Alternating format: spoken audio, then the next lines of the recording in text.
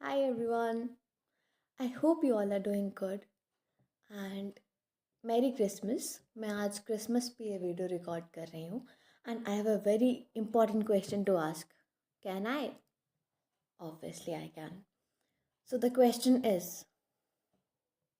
क्यों नहीं हो रही है पढ़ाई? मेरे से भी नहीं हो रही यार, बहुत ठंड है. Still we have to do it and मैं बहुत दिन से माइंड मैप कर रही हूँ. आज I am going to show you कि मैं जो माइंड मैप क्रिएट कर रही हूँ वो कैसे दिखते हैं, plus where am I creating those mind maps और किन किन केस सिनेरियोज पे मैंने माइंड मैप क्रिएट किए हैं. So basically will discuss two mind maps, one simply as an example and the other one will be a part of a long project.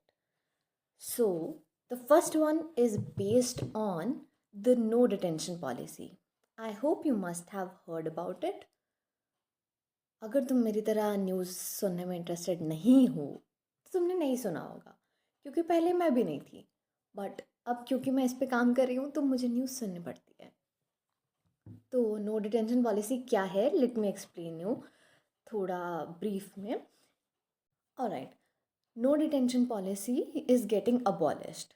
So, this policy was basically about not failing the students of class 5th to 8th, as it reduced the stress and as well as the dropout rates also decreased.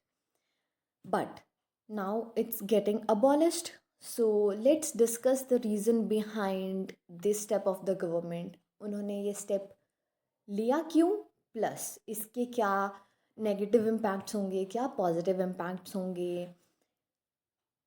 Along with that, अगर students को अभी ये चीज़ face करनी है कि हाँ वो detain हो सकते हैं, like they can be failed, तो कौन से ऐसे स्टेप्स लिए हैं गवर्नमेंट ने जिससे कि पहले वाले इश्यूज़ नहीं आएंगे. पहले कौन से इश्यूज़ आ रहे थे कि स्टूडेंट्स का स्टडीज़ से इंटरेस्ट ख़त्म हो जाता था अगर उनको फेल किया जाता था, प्लस वो अगर लो इनकम फैमिली से बिलोंग करते हैं तो they usually drop out.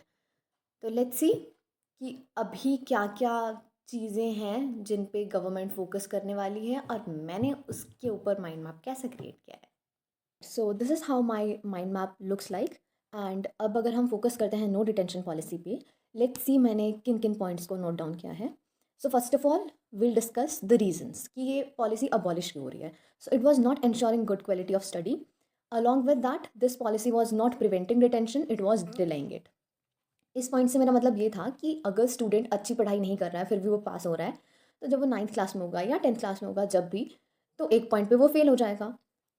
Then the history. So no detention policy was implemented in 2009 under the section 16 of Right to Education Act, और इसके अंडर 14 years तक जितने भी स्टूडेंट्स हैं उनको राइट टू एजुकेशन है. Then it was mainly focusing on the overall development of a child and it was reducing the pressure of failing. It was also reducing the stress and dropout rates of the children. Now, what are the negative impacts of abolishing this policy? After failing, student may get demotivated, their interest in studies may decrease, and repeated failure is one of the major reasons for dropouts. Then, dropping rate are the highest among the scheduled tribes and the students who are Muslims. Now, one more negative impact is there, that is the suicidal cases or the murder cases. For example, here I have mentioned that suicide case हुआ था एक 2022 में, जिसमें एक 8th class के student ने suicide कर लिया था as he was depressed over feeling. Then the murder case, एक 11th क्लास के स्टूडेंट ने अपने जूनियर को किल कर दिया था so that exams can be postponed. Plus exam stress leads to unhealthy competition and it increased the suicidal rates in the states. What are the positive impacts of abolishing this policy? It will ensure good quality of study. The students who will show good progress will pass, otherwise they won't. And student and parents who are not taking studies seriously will now take studies seriously. So here I have shown the graphical representation of the students' performance before and after the implementation of no detention policy. So let's see it. Here is the graph of students who are in class 1st, 2nd and 3rd, and it's showing that they cannot read. From 2006 to 2022 ये graph increase हो रहा है. Word reading class first to fourth students who can not even read a word वो decrease होता जा रहा है. Then subtraction, class third fourth fifth के स्टूडेंट सब्ट्रैक्ट नहीं कर पा रहे हैं. डिवीजन का ग्राफ भी हमको गिरता हुआ दिखाई दे रहा है. नाउ वी विल डिस्कस कि ये पॉलिसी अबॉलिश क्यों हुई. Because it was leading to a negative impact on the students education. Students और पेरेंट्स दोनों ही एजुकेशन को सीरियसली नहीं ले रहे थे क्योंकि स्टूडेंट्स बहुत ईजिली पास हो जा रहे थे. इवन टीचर्स भी अपने फुल एफर्ट्स नहीं दे रहे थे. प्लस जो एम्प्लॉयमेंट रेट है वो डिक्रीज़ कर रहे हैं. ऑब्वियसली करेंगे क्योंकि स्टूडेंट्स अगर अच्छे से एजुकेट नहीं होंगे, अगर उनमें कोई स्किल नहीं होगी, they will not be employed.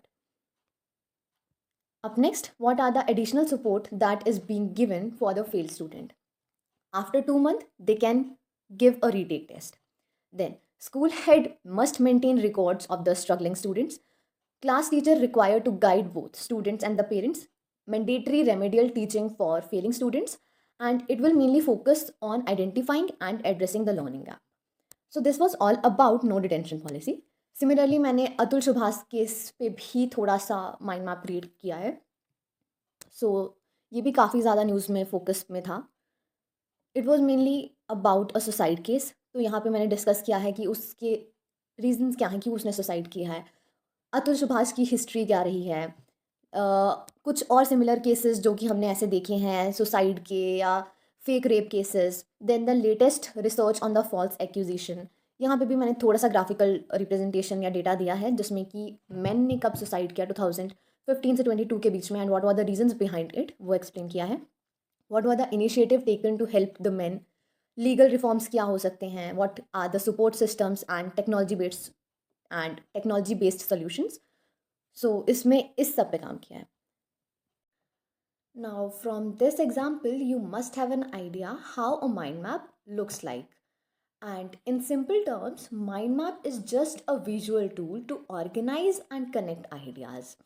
Like you start with a central idea or a problem, then you branch out to related ideas, the concepts and keywords. Plus, you can use colors, images, symbols to make it visually appealing.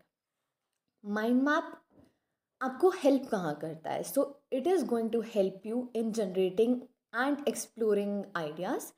It will also help you in identifying the relationship between different concepts. Plus, it will create a visual representation of your own thoughts. Cool. So, this was the part 1 of the video. This video will be a bit longer than my usual videos. तो अब जो mind map है second one, it's for a long project. Now, what do I mean by a long project? Long project में क्या है कि हम एक माइंड मैप क्रिएट करेंगे, उसके बाद यूज़र परसोना क्रिएट करेंगे, then we will create a empathy map and after that last but not the least the user journey. तो ये सब क्या है, I will explain you one by one जब मैं इन सब केसेस को डिस्कस करूँगी. The second case is about PUPGI underpass case. ये केस 2015 से चल रहा है. तो इस केस का मैं आपको थोड़ा सा सिनेरियो समझा देती हूँ. Like we have this Punjab university and in front of that we have PGI the hospital. अब जो स्टूडेंट्स न्यू चंडीगढ़ से आते हैं वो PGI के पास उतरते हैं एंड उनको रोड क्रॉस करके अपनी यूनिवर्सिटी जाना होता है. एंड द पेशेंट्स और जो भी उनको लेके आता है, अगर बाय चांस वो ऑटो रिक्शा से आ रहे हैं या किसी और व्हीकल के थ्रू, तो वो PU that is Punjab university के सामने उतरते हैं. अब उनको भी रोड क्रॉस करना है, बट द इशू इज़ वहाँ पे कोई सेफ क्रॉसिंग जोन नहीं है. They don't have any pedestrian वॉट एवर सेस. इतने टफ वर्ड पता नहीं क्यों बोलती हूँ मैं यार. ज़ेब्रा क्रॉसिंग नहीं है वहाँ पे. Last but not the least, अगर पेशेंट्स को वहाँ से क्रॉस करके वहाँ जाना है, आई मीन PU से PGI जाना है, तो उनको बहुत ज़्यादा टाइम के लिए वेट करना पड़ता है. एक्सीडेंट इश्यूज़ भी क्रिएट होते हैं. प्लस जो स्टूडेंट्स सामने पीजीआई के पास खड़े हैं, उनको जाना है, तो उनको भी काफ़ी सारे इश्यूज़ फेस करने पड़ते हैं। अभी इसी केस के बारे में मैं आपको एक्सप्लेन करूँगी कि मैंने कैसा माइंड मैप क्रिएट किया है। So in this part, we will discuss about the PUPGI case. So let's see exactly what is the problem. They don't have any safe crossing zone, heavy pedestrian traffic, और अभी तक कोई भी solution नहीं दिया गया है इस प्रॉब्लम को सॉल्व करने के लिए. What are the reasons जिसकी वजह से ये एक प्रॉब्लम बन चुका है? No action has been taken to create a underpass. Patients, student and commuters have to pass through the same road, जिसमें कि बहुत ज़्यादा ट्रैफिक होता है. Now, what is the history?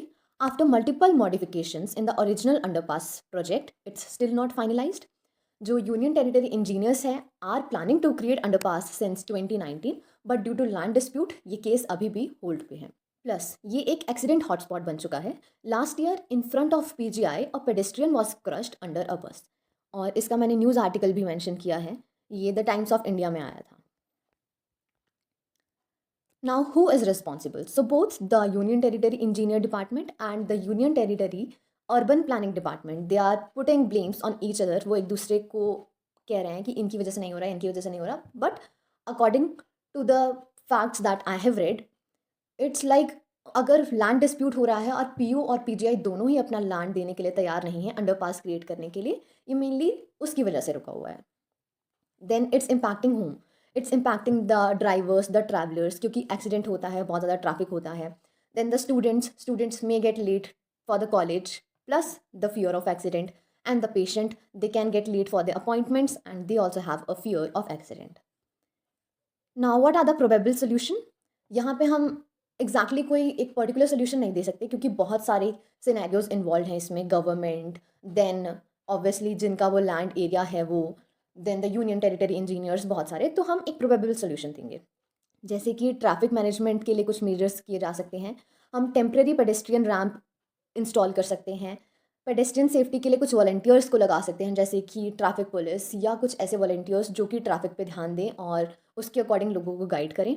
Then the safety measures, हम लाइटिंग इंक्रीज़ कर सकते हैं जिससे कि लोगों को क्लियरली दिखे कि कौन सा सिग्नल चल रहा है इस पॉइंट पे. सिग्नल जबकि दूर है तो उस टाइम वो स्लो डाउन कर सकते हैं, और स्पीड लिमिट भी हम इन्फोर्स कर सकते हैं. So this was all about this case scenario. Alright, so these were the two cases जिन पे मैंने माइंड मैप डिस्कस किया. Now I hope you have an idea कि हम किन किन सिनेरियोज़ को फोकस करते हुए एक माइंड मैप क्रिएट करते हैं. Maybe I also have missed few points, but what we can do is, जब भी आपके माइंड में स्ट्राइक करता है कि हाँ हम ये वाला पॉइंट भी ऐड ऑन कर सकते हैं, तो at that point you can note it down. And yes, I have missed one of the most important thing कि हम ये माइंड मैप क्रिएट कहाँ कर रहे हैं. So there is an app known as Miro, MIRO. तो मैं वहाँ पे ये माइंड मैप क्रिएट करती हूँ. एंड क्योंकि ये वीडियो दूसरे वीडियोस के कंपैरिजन में काफ़ी लंबा था, तो इसमें मैंने जो भी फालतू की चीज़ें बोली होंगी उनको इग्नोर मत करना. क्या है कि मैं यूजुअली वीडियोस ऐसे ही बनाती हूँ, बस मैं फ़िल्टर आउट करके दिखाती हूँ, पर in real this is what I do. Okay,